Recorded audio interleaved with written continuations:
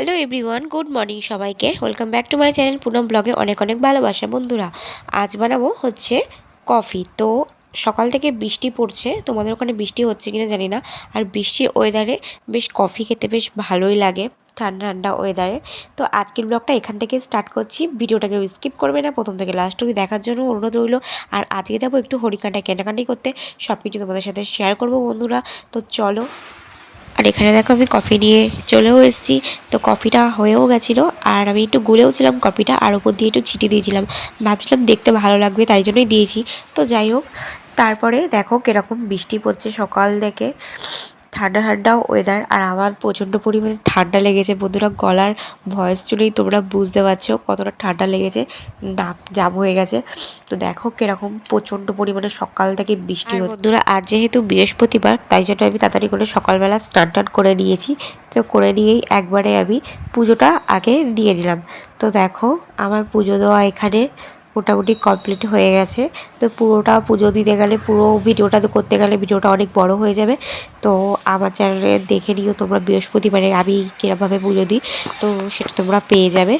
তো চলে যাব এখন। দেখো তুলসী মঞ্চতে, তো আমাদের এখানে এই তুলসী মঞ্চটা এরকমই আছে, ফুলের টবে করা। আর আছে স্নাবি গাছ, আর ওখানে আছে অসুস্থরা বট গাছ কী যেন, যাই হোক একটা। আর আছে বেলপাতা গাছ, আর ওখানে আছে একটা শ্বেতাকন্দ। তো এই পাঁচটা গাছ আছে। আর দেখো, আর আমি সকাল সকাল বেডশিটটাও চেঞ্জ করে নিয়েছি।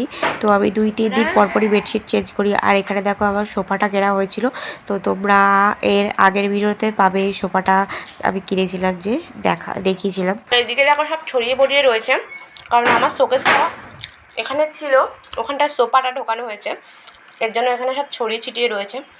তো এখানটা আমি পরশুদিন আসবে ড্রেসিং টেবিল, তো আমি এখানটা ড্রেসিং টেবিলটা রাখবো, তাহলে এইগুলো সব গুছিয়ে রাখবো, তখন আর এলোমেলো হয়ে থাকবে না। তো সেটার জন্য আমার লং ভিডিওটা দেখো, তোমরা দেখতে পাবে, তোমাদের কাছে শেয়ার করব। তারপরে চলে আসলাম রান্নাঘরে। তো কোনো রকম করে দেখি কি রান্না করা যায়। তো এখানে পোস্ত বাটা দিয়ে একটু রান্না করছি, মাছের তরকারি। তো পার্শে মাছ ছিল, তো পার্শে মাছ দিয়ে আমি এই তরকারিটা রান্না করে ফেললাম। আর যাব একটু কেনাকাটা করতে। তো কিছু কেনাকাটা হয়ে গেছে, আর কিছু একটু বাকি আছে টুকিটাকি, তো ওইগুলোর জন্যই যাব। আর কয়েকটা ড্রেস ছিল আমার মেয়ের, তো ওগুলো আমি চেঞ্জ করতে দেবো। তো একটু ছোটো হয়েছে, তাই ওটা চেঞ্জ করে আসবো। তো দেখো এদিকে আমার মাছের ঝোলটাও রেডি হয়ে গেছে, আর এদিকে ভাতও বসিয়ে দিয়েছি, ভাত প্রায় ফুটছে হয়ে গেছে। আর দেখো আমি আর আমার মেয়ে রেডি হয়ে রয়েছি।